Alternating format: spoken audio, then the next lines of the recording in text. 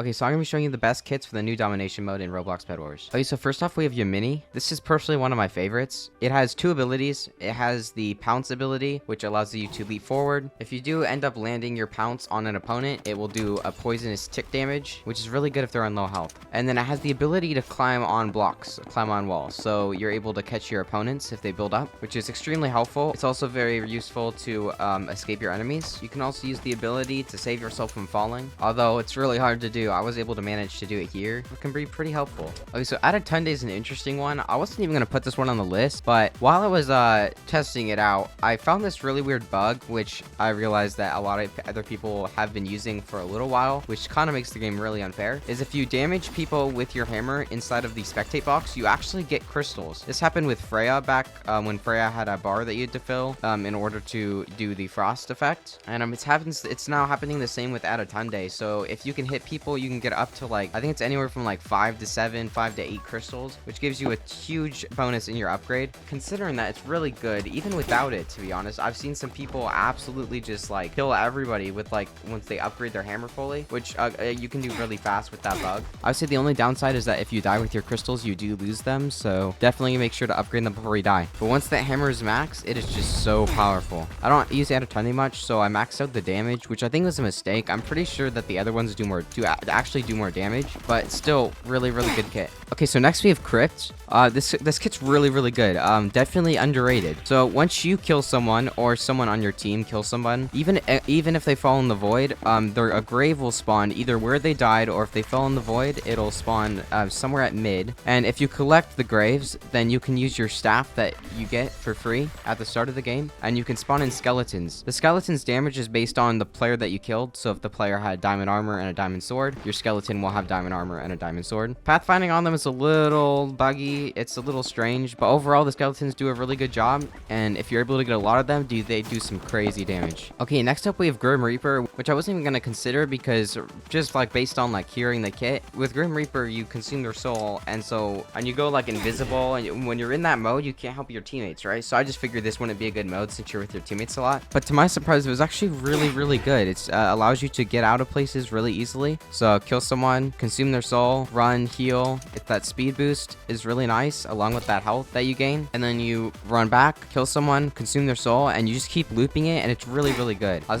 We were able to spawn kill this team right here for the rest of the game. So yeah, pretty good kit. Definitely recommend it. Okay, next we have Hannah. Hannah is such a crazy kit for this mode. If you can get a good team to like do it, the combos that you get is crazy. If you see like here in this match, I was able to just spam the F key, and I was executing people like the whole time. Even while I was at the shop, like I was just executing people, and it's crazy good. Also really good if they're running away because you have that extra reach from them if they're low. And yeah, really good kit.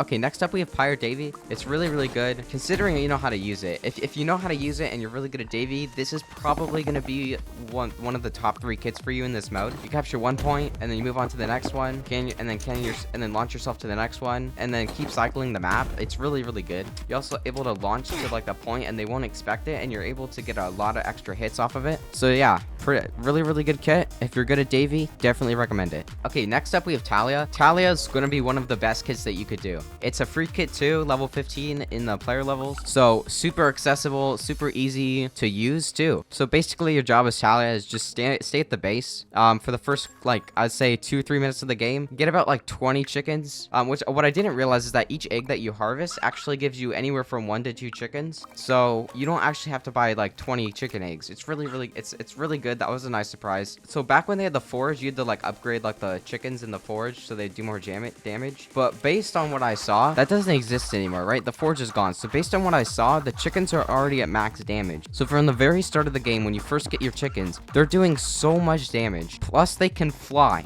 Okay, they can fly, they can climb walls, they can do anything. So this is gonna be better than Crypt in my opinion. And honestly, you don't really need a sword. I mean, you get the M's pretty quickly. I'd buy armor over sword because some people will target you, try to kill you, and then they'll kill your chickens. But if you can get chickens to just spam them, I was getting kills without me even doing anything. Like I'd get kills at base, and it was just crazy. Super powerful kit. Okay, next up we have Umbra. Umbra is a really good kit for this mode. Umbra is really powerful, and the fact that you can attach hats to your teammates or to your opponents and able to teleport them at any time as long as the cooldown is done by pressing pressing R. There's a couple things that you could use this for.